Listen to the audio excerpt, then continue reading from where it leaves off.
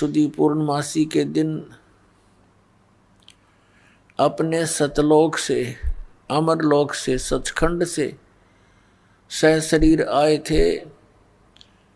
काशी शहर के बाहर बने एक लहर तारा नामक तालाब के अंदर कमल के फूल के ऊपर एक नवजात शिशु का रूप धारण करके ये भगवान विराजमान हुए थे।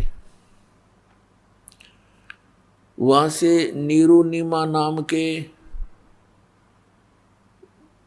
पति पत्नी थे, वो निसंतान थे। परमात्मा को गॉड गिफ्ट जान के अपने साथ उठा ले गए। जुलाहे के घर परमात्मा बड़े हुए। लीला में शरीर से जब 5 वर्ष के हो गए, बड़े बड़े विद्वानों के छक्के छुड़ान लग गए,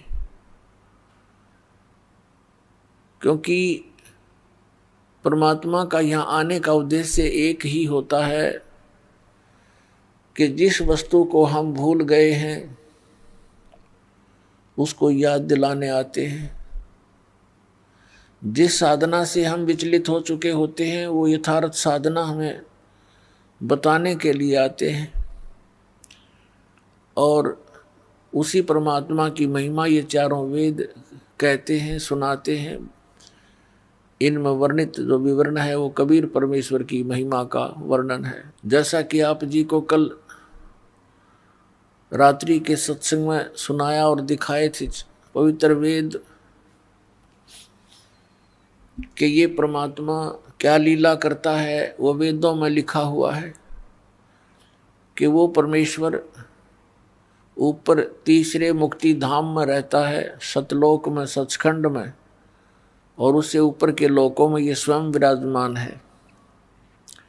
वहां से गति करके प्रस्थान करके आता है, सहशरीर आता है, यहाँ अच्छी आत्माओं को मिलता है, उनको फिर ज्ञान देता है, उपदेश देता है, तत्व ज्ञान समझाता है। वो अच्छी आत्माएं, वो दृढ़ भक्त होते हैं, वो परमात्मा के एक आज्ञा का पालन करते हैं, अपना भी जीवन सफल करते हैं, और हमारे जैसे भोली आत्माओं के लिए भी वो एक एफिडेविट बनाकर चले जाते हैं अपनी अमृतवाणी का, जिसके आधार से आज हमें भगवान को पहचानना बहुत आसान हो गया। पुण्यात्माओं, परमात्मा कितने दयालु हैं। आप बालक हो, बालक का स्वभाव होता है, माता पिता कितना प्यार देते हैं, सीने से लगाए फिरते हैं, और बच्चे को कोई जरा सा भी छोटा सा खिलौना लेकर ऐसे ऐसे कर दे, माता पिता को त्याग कर उसकी तरफ दौड़ लेते हैं। और वो जो उसको थोड़ी सी देर के लिए ललचा रहा है, वो उसको आजीवन वो सुख नहीं दे सकता जो माता पिता दे सकते हैं। इसी प्रकार हम अपने परमात्मा को त्याग कर, अपने भगवान को भूलकर इस काल के साथ हम लग गए। तब तो ये हमें अच्छा लगता था, क्योंकि दूर के ढोल सुहाने होते हैं। जब हम इसके संपर्क में आए तो इसने वो जलालत की आज आपके समक्ष है। किसी को गधा बना दिया, किसी को कुत्ता बना दिया, कोई सूर बना दिया, किसी का बेटा मर गया, किसी की बेटी मर गई, और किसी की स्वयं को किसी को कष्ट कोड या मानसिक परेशानी सदा बनी रहती है। अब भी यही स्थिति है, क्योंकि परमात्मा जब आए 600 वर्ष पूर्व हमें याद दिलाने आए, क्योंकि इस काल भगवान ने हमारे को बेसुध कर रखा है। हमारी वो बुद्धि छीन ली, समाप्त कर दी, दबा दी इसने कि परमात्मा कोई और है। वो ज्ञान नाश कर दिया जिसमें पूर्ण परमात्मा की विशेष जानकारी थी, जिसको सूक्ष्म वेद बोलते, और जिस कारण से हम यही भटकते रहते हैं। वो परमात्मा दयालु हमें फिर से याद दिलाने के लिए आते हैं। पुण्यात्माओं, इतना अज्ञान ग्रहण कर लिया हमने, जहाँ भी हम जाते हैं एक जैसी दंत कथा सुनाने वाले ये संत मंडलेश्वर मिलते हैं, ये महंत मिलते हैं जिनको कख का पता नहीं अध्यात्म मार्ग का, और हम इनको परम संत मान के, महाविद्वान मान करके हम इनकी प्रत्येक बात को बगैर किसी ऑब्जेक्शन के हमने स्वीकार किया। अपने आत्माओं, अब तक तो हम अक्षर ज्ञानहीन थे, हमारे पूर्वज शिक्षित नहीं थे, और जिस कारण से हम यहीं भटक रहे हैं। परमात्मा ने ये शिक्षा इसलिए प्रदान की है कि आप भगवान को पहचान सकें और सदग्रंथों में जो लिखी परमात्मा की महिमा है उसको जानकर दृढ़ निश्चय कर सके कि सचमुच हम जो कर रहे हैं ये सही है, और भगवान कबीर है, परमेश्वर कबीर जी ही अल्लाह हैं, गॉड हैं, रब हैं, वो वास्तव में यही परमात्मा है, सर्व सृष्टि रचनहार, और यही मोक्ष देते हैं, यही हमारे पाप कर्मों का नाश करके इस जीवन में भी हमें सुख प्रदान कर सकते हैं। अन्य कोई परमात्मा, कोई इष्ट, कोई देव हमारे जीवन में आने वाले संकटों का वो निवारण नहीं कर सकते। जब तक हम सत्संग में नहीं आते हम गोबर के भूंड हैं। आपने देखा होगा काले काले भूंड होते हैं, मोटे मोटे, इसे मोटे मोटे खेतों में पशु गोबर कर देते थे,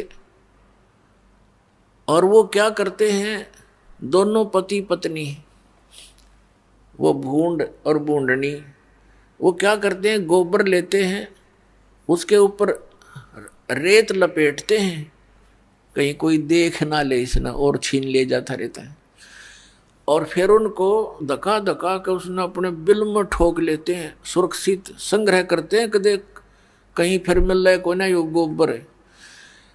और जब उसको लेकर चलते हैं उस गोली के ऊपर कदे ऊपर पड़े कदे तले पड़े, और उसको ढोते ढोते मनमाने किसी पशु के पैर के नीचे आकर उनका दोनों का कसूमर निकल जाता है। सारा जीवन खो दिया गोबर इकट्ठा करने में, 1 मिनट में मर गया, गोबर खा भी ना सके वे। तो ऐसे ही परमात्मा ने कहा ये माया पुजारी जीव हैं, ये कलयुग के लोग, और इनको ये भोग भी नहीं सके, इनको यही भी होग। और एक भूंड यानी भौरा, वो भी भूंड होता है, वो जाता था बाग में, उसने देखा कि ये दोनों मेरे सजाती मित्र पति पत्नी सारा दिन ये इस काम में लगे रहते हैं, सारा जीवन व्यर्थ कर देते हैं, और ये गोबर धरा धरा रह जाता है, ये मर जाते हैं। उनसे समझाने की चेष्टा की कि भाई मेरे साथ बाग में चला करो, वहाँ बड़े आनंद हैं, अच्छा आहार है, बड़े फल लगे हैं, सुगंधित फूल हैं। अब वो क्या कहते दोनों कि भाई तू हमारा टाइम वेस्ट मत करा करे, हमने काम बहुत से, तू है ठाली आदमी, बेला आदमी, तेने काम कोई है नहीं, बाग में धक्के खान जाओ, नाश हो जा महाराज, जब बाग में जाएंगे तो ये गोबर कौन ढोएगा, कौन इकट्ठा करेगा। अब वो चला गया कि ये तो भाई नाराज हो गए। कुछ दिन के बाद फिर ही मच्छी करके उनसे फिर चर्चा की। उस दिन उन्होंने कुछ थोड़ी देर ज्यादा समय तक सुनने की चेष्टा की, फिर भी लास्ट में ये कह दिया भी नहीं, हमें टाइम नहीं है, फुर्सत नहीं। अपने आत्माओं, एक भगत सत्संग में आया करता, सत्संग ले रखा था, और उसका मित्र था खास, उसने वो सत्संग ग्रहण नहीं किया, भगवान की भक्ति नहीं करता था। तो उसके पास जाता था मित्र, आप नाम लो, भगवान की भक्ति करो, चलो मेरे साथ सत्संग में। तो वो भी ये कहता था कि भाई मेरे पास टाइम नहीं, छोटे छोटे बच्चे हैं, तेरा तो दिमाग खराब हो गया, तूने तो अपना नाश करना है, तीसरे दिन भाग जा सत्संग में। कोई बात हुई। फिर वो मित्र फिर कुछ देर बाद जाता, क्योंकि उसको पता था कि वो गोबर ढो रहा है उन बूंदों की तरह, और वो कहता भाई फुर्सत नहीं, और बात बता तू, इसने छोड़ टॉपिक ने। एक दिन उसकी मृत्यु होगी, छोटे छोटे बच्चे थे, कटकी टिकट, ये कौन सा पटा लिखवा रखे, मराए को नहीं, 100 साल थे। अब सभी उठाकर ले जा रहे हैं, कोई लकड़ी ले जा रहा है, कोई पीछे पीछे जा रहा है, बोल रहे हैं राम नाम सत्य है, सत्य बोलो गत है। उसका मित्र कहता आज भाई को फुर्सत है।